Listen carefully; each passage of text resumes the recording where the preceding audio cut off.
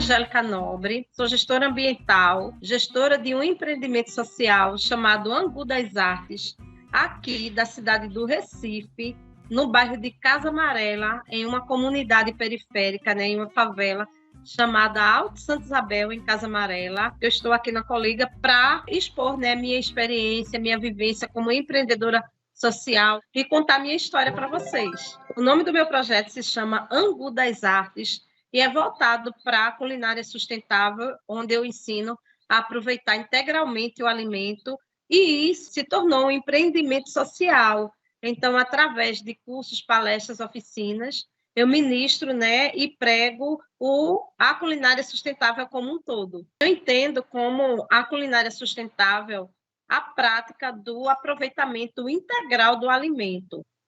Eu tinha, como gestora ambiental, uma grande preocupação, pois quando a gente fala na área de sustentabilidade, quando a gente fala de coleta seletiva, a gente fala do reaproveitamento do plástico, da latinha, do vidro, mas não é comentado até os dias de hoje, pouco se fala em aproveitamento integral do alimento e da não geração do lixo orgânico.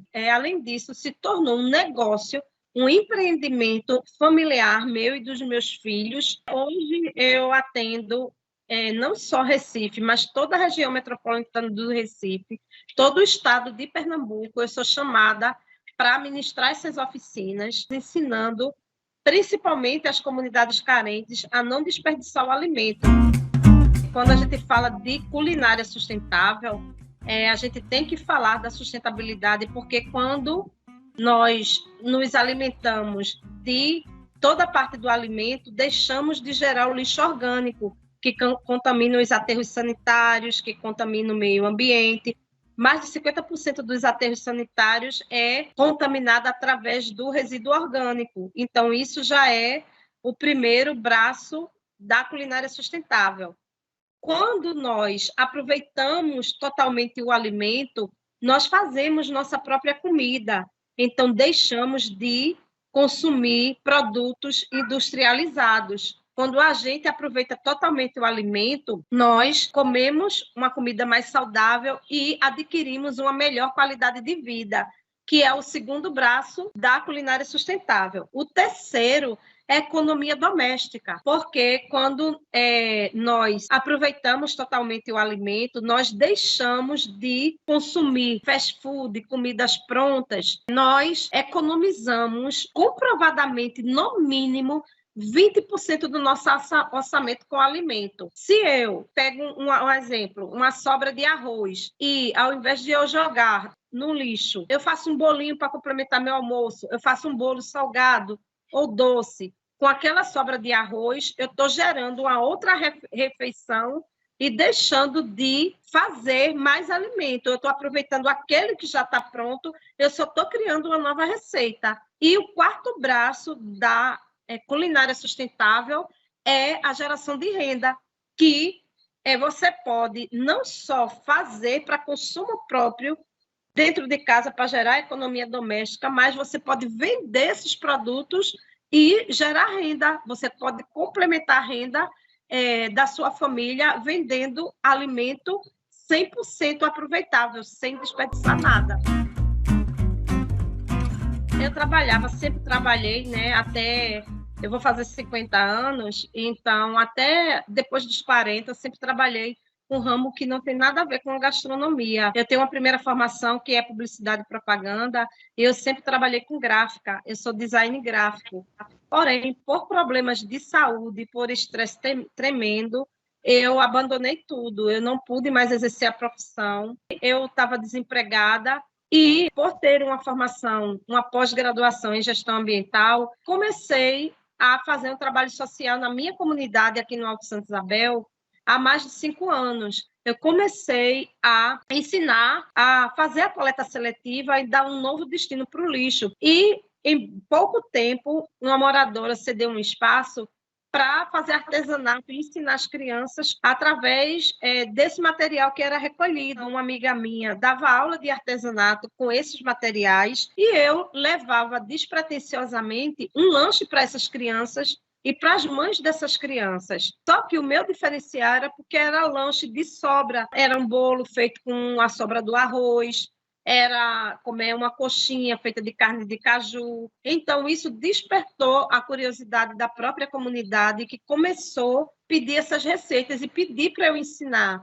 Então, eu comecei a ensinar essas pessoas a não jogar nada fora, a reaproveitar a comida. Em pouco tempo, eu abri um espaço na minha comunidade que se tornou um projeto social e criou visibilidade. No ano de 2018, eu não pude manter o espaço físico, eu tive que fechar por não ter condições de manter o aluguel, os custos mínimos, mas só que eu já tenho uma certa visibilidade e o meu projeto se tornou itinerante, eu vou em todos os lugares ensinar as pessoas e pouco que eu recebo, eu destino uma parte para custear oficinas que eu vou para todas as comunidades, né, que me chamam, que eu posso ir, ensinar gratuitamente, com custo próprio, e também a minha forma de vivência e sobrevivência.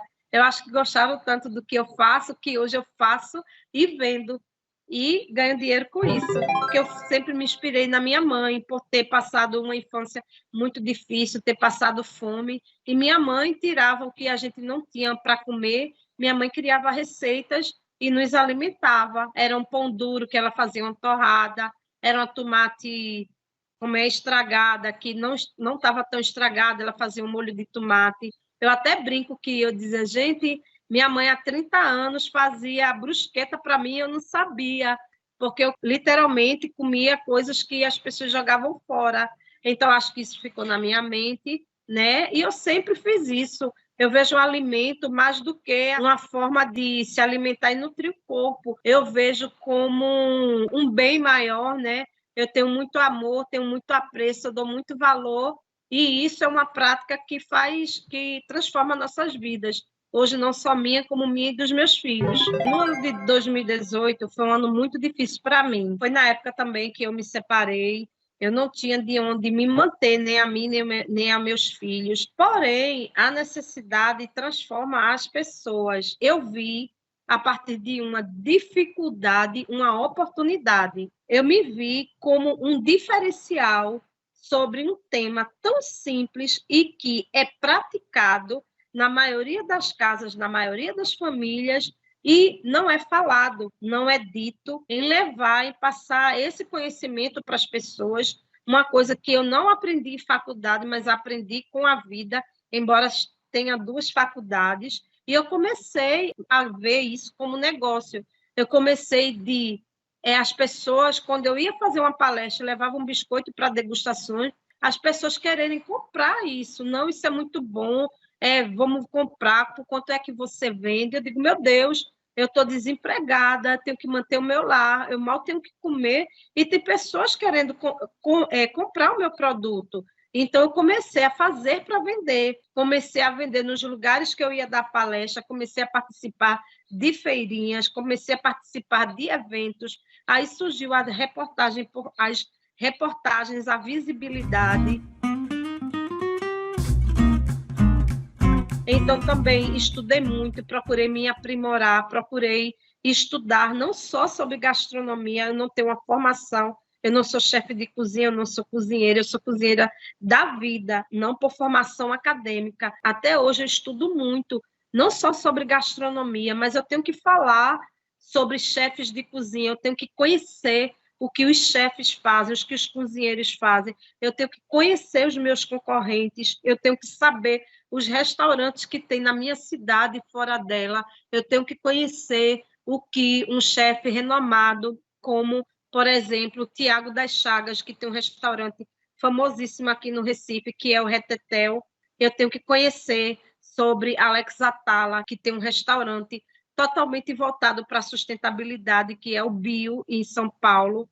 Eu tenho que conhecer da chefe Bela Gil, que ela fala de sustentabilidade e aproveitamento integral dos alimentos. E eu tenho que conhecer o bar da Dona Geralda, que fica no morro próximo, e saber o que ela faz para vender. Então, eu tenho que conhecer, eu tenho que estudar, eu tenho que dizer que, para eu aproveitar totalmente o alimento, começa por uma boa higienização. Então, eu tive que estudar como higienizar, eu tive que estudar economia doméstica, eu tive que estudar sobre armazenamento, para ter propriedade no que eu estou falando. Então, não é só você procurar ganhar dinheiro, não é só você, sou empreendedora, eu sou microempreendedora, eu sou MEI, né? Mas até hoje é um esforço e uma luta diária, né? Porque você tem que ter propriedade e você tem que dominar o que você faz, independente do que seja. Hoje, eu não tenho uma área administrativa muito forte, é uma coisa muito formal, muito burocrática do negócio. Porém, atualmente, eu fui classificada num fundo de investimento chamado Fundo Baobá, voltado para empreendedores negros da região metropolitana do Recife. E hoje a gente está passando por um processo de reformulação do negócio para ficar algo mais profissional. Mas com esse investimento do Fundo Baobá, eu estou fazendo uma pequena reforma aqui na minha casa para se tornar um negócio físico, né? Porque eu sou itinerante, eu não tenho espaço físico, mas com um pouco de recurso que eu recebi, a gente está se formalizando para isso, eu e meus filhos. Então, a gente está formando uma estrutura de equipamento, de freezer, de mesa, cadeira, para começar a atender as pessoas. Quando eu estava no auge do meu sucesso como empreendedora, a pandemia veio e eu fiquei sem condições nenhuma, né? Foi muito difícil esse tempo que eu passei, né? Até agora não me recuperei. E agora, em 2021, 2022, é que a gente está tentando se recuperar, se reerguer, né? Aos trancos e barrancos. Agora, eu acho que 2022, que eu comecei a fazer coffee break novamente, e o negócio ficou parado por quase 2 anos, né? E a gente viveu, não sobreviveu, só Deus sabe como. Foi muito, muito difícil mesmo.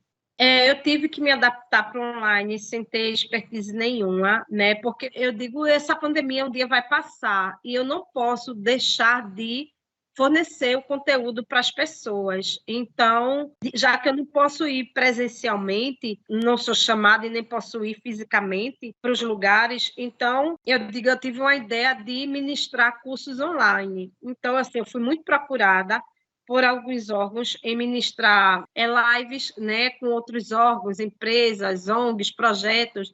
E também eu mesma fiz por conta própria no Instagram. Eu acho que eu dei um curso ou foi de uma semana ou foi de 2, para ensinar receita de aproveitamento integral dos alimentos e a questão da sustentabilidade como um todo. O Pedro mesmo, Pedro Verda, uma vez conversando comigo, foi culpa dele eu tomar esse rumo, porque eu cheguei para ter uma orientação com ele, eu me lembro, eu acho 2017, 2018, e ele fez mesmo assim: Angélica, o que é que tu faz na tua comunidade? Eu fiz, não, eu sou gestora ambiental, então eu prego a minha coleta seletiva, a sustentabilidade e o aproveitamento integral dos alimentos, que eu não tinha nem o nome certo, não sabia nem que o nome era que eu dou, né, que é culinária sustentável. Aí ele fez: tu faz o quê, Angélica? Eu digo: eu ensino as pessoas a não desperdiçar comida. Aí ele fez: é o quê? Angélica, ninguém faz isso. Então, te agarra com isso, porque isso é todo o teu diferencial. E quando tu fala com amor. Então, ele foi assim que me empurrou a potencializar isso. E acho que 1 ano ou 2 anos atrás, ele fez uma outra pergunta a mim, que fez assim: Angélica, qual é o teu propósito de vida? Qual é o teu propósito? Aí até brinquei com ele. Eu fiz: Pedro, quem é propósito? Que é esse cara que eu não conheço propósito? Aí ele fez: Angélica, não brinca não. Aí eu comecei, aí ele me explicou o que era propósito, que é a tua razão, o que te inspira, o que te dá tesão, que te estimula, que muitas vezes você está fraca e te faz seguir em frente. Então, eu vim procurar no meu íntimo o que era o propósito. Então, o meu propósito, hoje, eu vejo que é levar isso para as pessoas, a quantas pessoas eu puder alcançar. Então, eu tenho sede disso, sabe? Dizer para as pessoas que o pouco que ela tem, ela não precisa jogar fora, ela pode aproveitar, comer tudo, que não é errado. É nessa sociedade de consumo que nós vivemos, é estimulado a gente jogar coisas fora para comprar mais e consumir mais. E eu dizer que a gente tem que ir contra, né, a maré é difícil. Eu não sei hoje fazer outra coisa, eu não sei viver de outra forma e fazendo outra coisa. Então, acho que após os 45 anos de idade, 42, 43, sei lá, eu fui descobrir o meu propósito de vida. Eu tenho prazer em dizer a uma mulher que ela pode empreender, que ela tem aquele valor, que ela pode fazer o que ela quiser da vida dela, sabe? Que ela pode ser dona do próprio nariz, porque isso está diretamente atrelado à condição social, à questão do preconceito, à questão da discriminação. São braços que estão um atrelado ao outro, que eu me vejo nele como mulher periférica, negra, provedora do meu lar. Então, eu tenho um lado de pertencimento nesse lugar. Então, eu falo tudo isso através da comida. Então, isso é o meu propósito, a minha razão maior de viver é isso. E ainda ensino a ganhar dinheiro.